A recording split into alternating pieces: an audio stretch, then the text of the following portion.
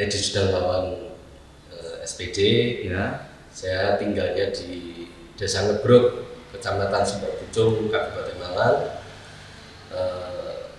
Pekerjaan saya yaitu di sini di SMK Negeri 1 Kepanjen sebagai guru bahasa Inggris, sekaligus saya juga pelatih ekstrakurikuler English Club. Ya. Saya mengajar di sini kurang lebih sekitar 14 tahun. Mulai tahun berapa itu Pak? Mulai tahun 2009. Itu pas waktu berdirinya sekolah ini atau? Waktu berdirinya sekolah ini. Iya. Jadi sekolah ini baru berdiri saya haji. Seperti itu. Untuk background pendidikannya Pak Edi seperti apa?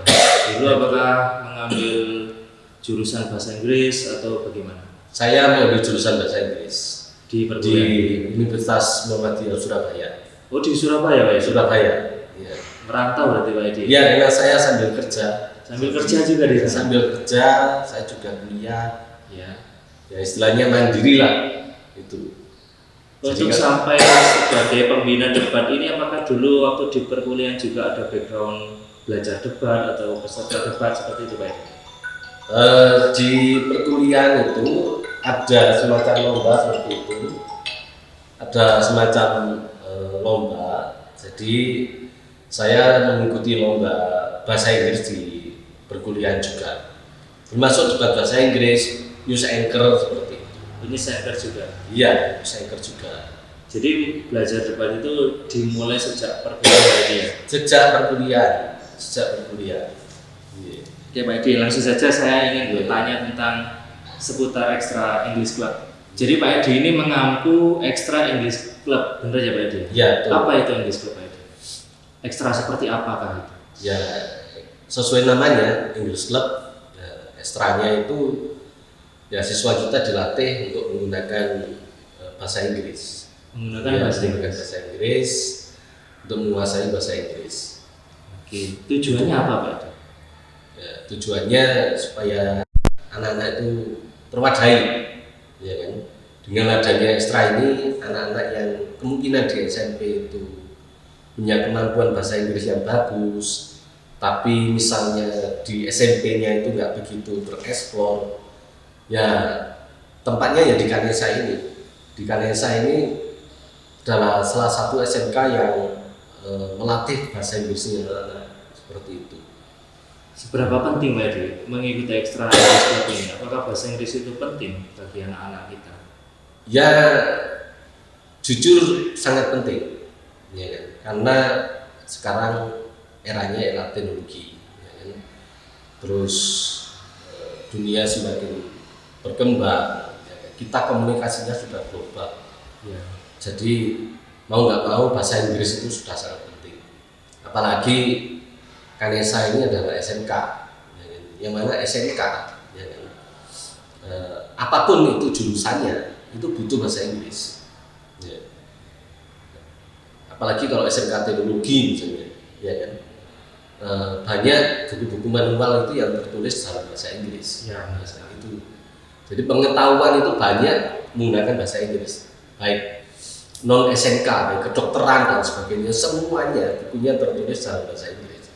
Jadi ya siapa yang menguasai bahasa Inggris itu akan bisa lebih dulu, ya, seperti itu.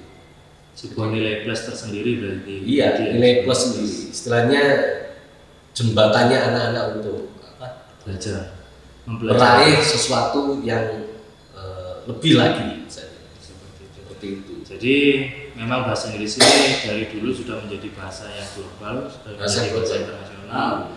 Apalagi dengan adanya teknologi saat ini, kita di seluruh dunia ini terhubung melalui sosial media, melalui platform-platform digital. Ya.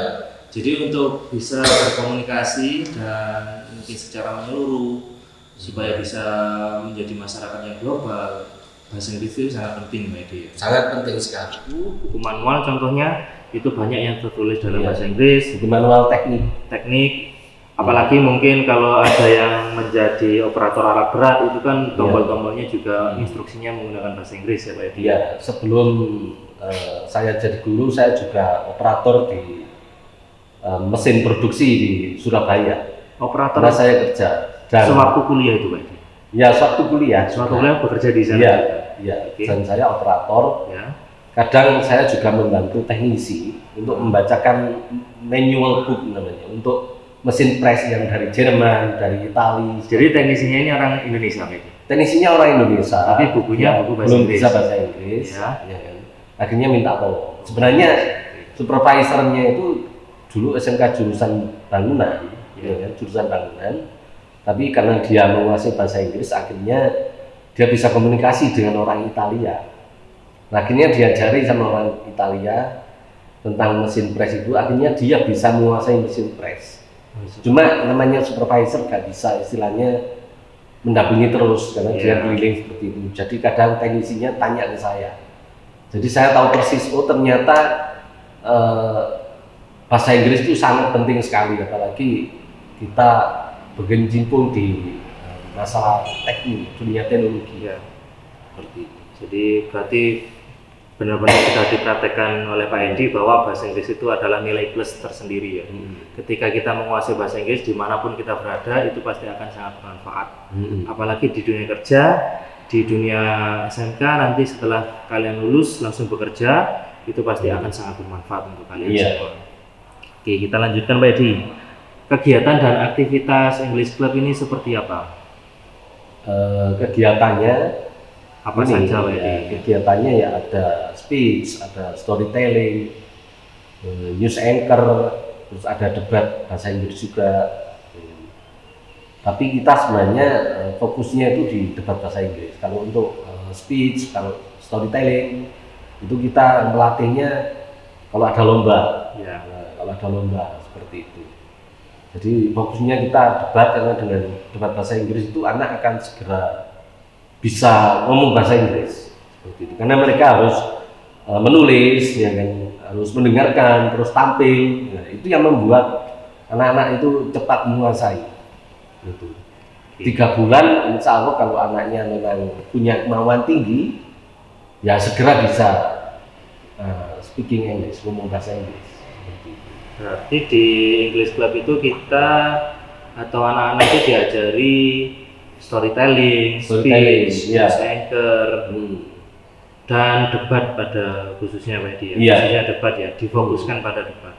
Debat itu kan sebenarnya kasta tertinggi dari lomba Pak Edi. Kenapa kok mengambil kasta tertinggi? Kenapa kok tidak yang storytelling? Itu kan lebih mudah Pak Edi. Ya. Bukankah itu terlalu sulit? Apakah tidak terlalu sulit untuk anak-anak kita? Ya justru kita harus cari yang sulit. Jadi karena yang sulit itu lebih mengantarkan anak itu ke jenjang yang lebih tinggi. Karena apa? Banyak kampus-kampus yang membutuhkan anak yang bisa debat bahasa Inggris.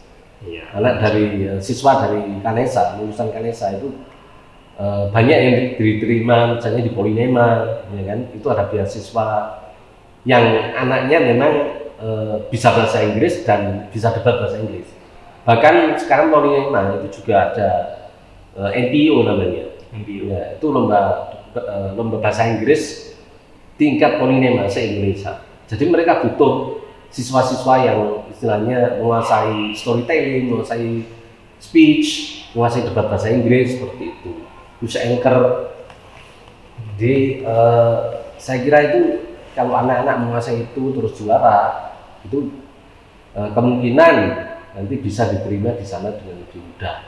Jadi langsung targetnya tinggi ya di English Club ini, difokuskan pada debat, yang mana itu salah satu cabang lomba bahasa Inggris yang paling sulit. Yang paling sulit karena di situ gimana Pak Edi? Anak-anak harus banyak literasinya. Banyak literasi. Saya kira untuk lomba literasi yang paling pas yaitu debat bahasa Inggris atau debat bahasa Indonesia. Karena tidak hanya literasi saja yang dikuasai, tapi speakingnya juga harus speakingnya, ya, pengetahuannya apalagi. Kalau tidak tahu bagaimana dia bisa menjawab? Tidak akan bisa. Tidak akan bisa. Itu. Jadi mungkin seperti kata Bung Karno Pak Edi ya, bermimpilah setinggi langit, karena kalaupun terjatuh kita akan terjatuh di antara bintang-bintang. Di antara bintang-bintang. Meskipun terjatuh masih langit ke-7 kita jatuhnya di langit ke-6. Iya, masih bagus ya Pak Edi ya. Iya. Kalau kita hanya bermimpi setinggi pohon, jatuhnya kan di tanah Pak Edi. Jatuhnya di tanah. Sakit Pak Edi ya. Iya. Oke, kita lanjutkan. Pada hari apa Pak Edi English Club ini? Biasanya hari Jumat dan Kamis. Tapi kalau ada lomba ya kita hari Minggu pun masuk. Hari Minggu pun masuk. Hari Minggu masuk, wajib. Terus kalau misalnya kurang, mereka biasanya ke rumah saya itu latihan sampai jam 10, jam 11 malam. 10, 11 malam. Iya.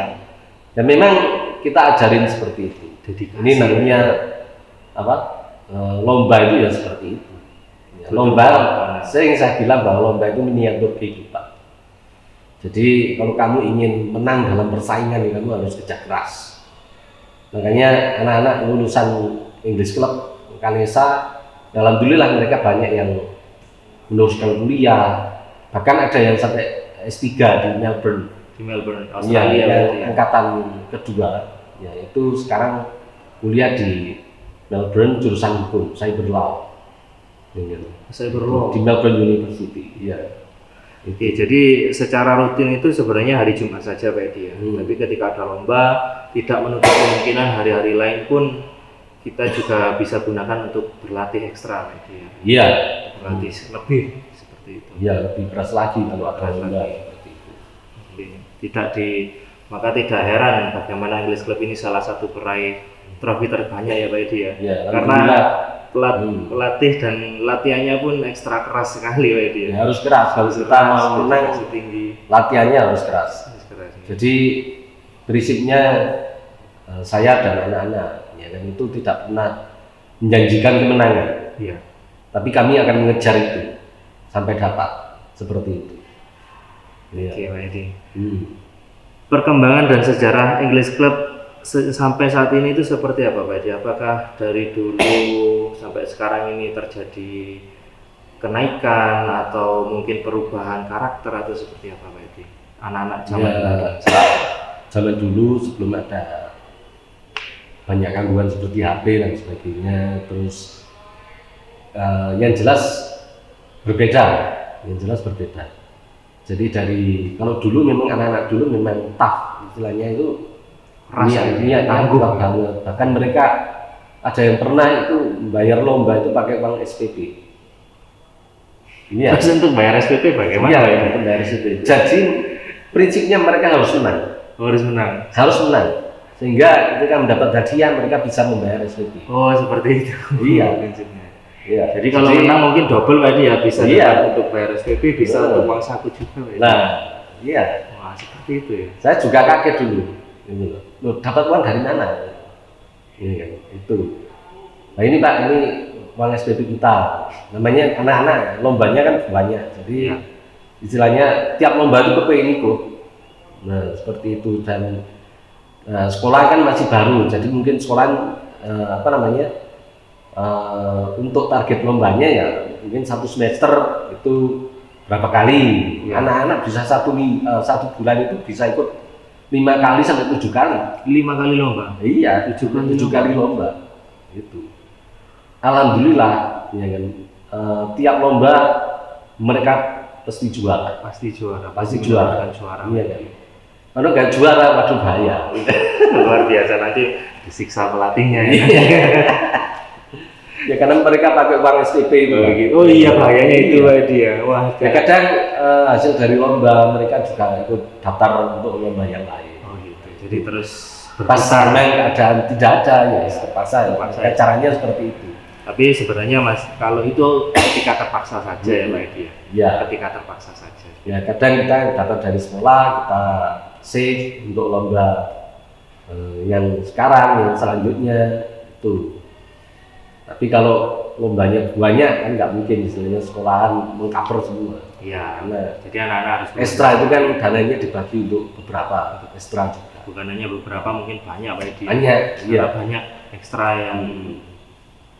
Jadi anak-anak usahanya seperti itu. Sampai seperti itu. Sampai seperti itu. Tapi usaha tidak mengkhianati hasil Pak Edi. Iya. Anak-anak sekarang dari mereka ya jadi dosen. Ada yang di Kementerian Tenaga Kerja yang mengurusi antara Indonesia dan Amerika misalnya. Itu alhamdulillah. Ya. Gitu. Kalau gitu output apa atau apa yang didapatkan anak-anak setelah lulus English Club ini? Maksudnya setelah mungkin di kelas 3 atau setelah lulus SMK, anak-anak yang ikut English Club ini akan jadi anak-anak yang seperti apa?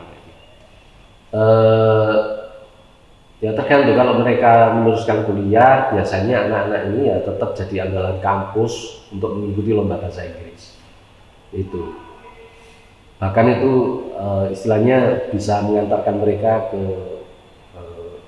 untuk mendapatkan beasiswa yang lain. Ya benar sekali. Nah, itu.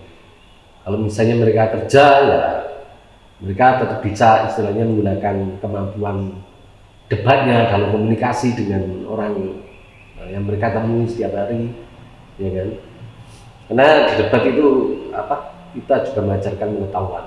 Jadi istilahnya anak-anak ketika bicara dengan orang lain itu bisa nyambung.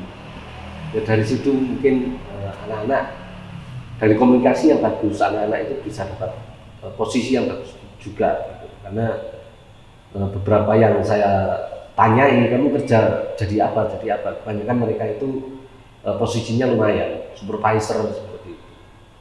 Itu. Oke, jadi kembali ke beberapa cabang lomba yang diikuti tadi, salah satunya speech sama storytelling tadi. Iya. Untuk ikut lomba speech sama storytelling untuk menjadi juara, apakah ada tips and triknya, Pak?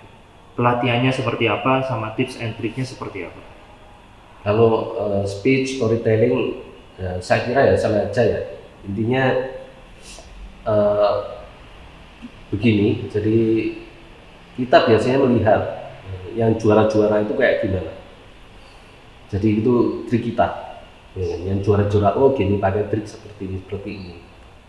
Ya, itu kita tiru, kita amati, kita modifikasi. Kita pakai sistem ATM seperti itu. ATM, amati, tiru, modifikasi. Iya, jadi pertama-tama lomba itu memang kita ya nggak selalu, isinya tiap lomba kita nggak selalu bawa kejuaraan, ya kan? Kadang kita ya kalah, tapi kenapa kita kalah? Kenapa lawannya lebih bagus? Itu yang kita teliti untuk dipelajari. Untuk dipelajari. Makanya ketika lomba, misalnya pengumumannya besok, ya kita pulangnya besok kita harus lihat yang juara. Kita amati, kita teliti. Dan akhirnya untuk lomba kedepannya, akhirnya kita bisa mengalahkan yang juara itu. Jadi yang dinilai apa, Pak? Untuk speech dan storytelling itu apakah penampilan saja? Ya penampilannya, ya mimiknya, ya kan.